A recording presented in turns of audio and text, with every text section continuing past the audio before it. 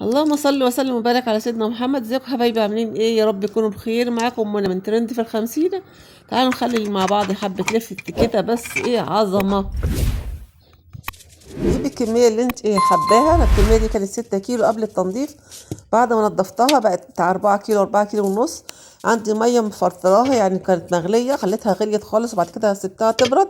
جبت شفشق الخلاط بتاعي، حطيت 4 معالق ملح ومعلقة سكر. معلقة السكر ده السر اللي يخلي اي لفت معاك، اي مخلل معاكي، لفت بقى زيتون اي حاجة، معلقة السكر دي تخليه تقرمش لاخر حباية. حطيت معاهم حتة بنجرية، ضربتهم في الخلاط.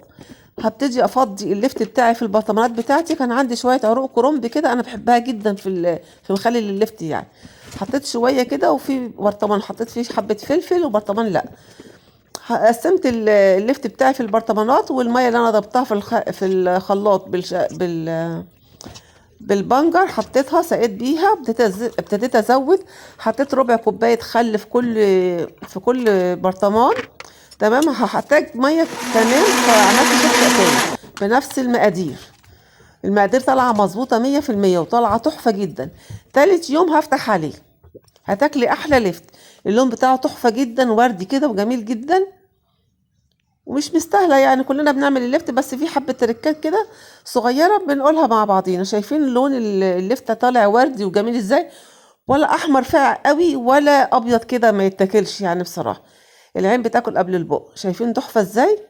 تالت يوم النهارده بفتح عليه. يا رب الفيديو بتاعنا يكون عجبكم. ولو عجبكم الفيديو تدعمونا بلايك، شير، سبسكرايب للقناه. اشوفكم في فيديو جديد ان شاء الله. مع الف سلامه.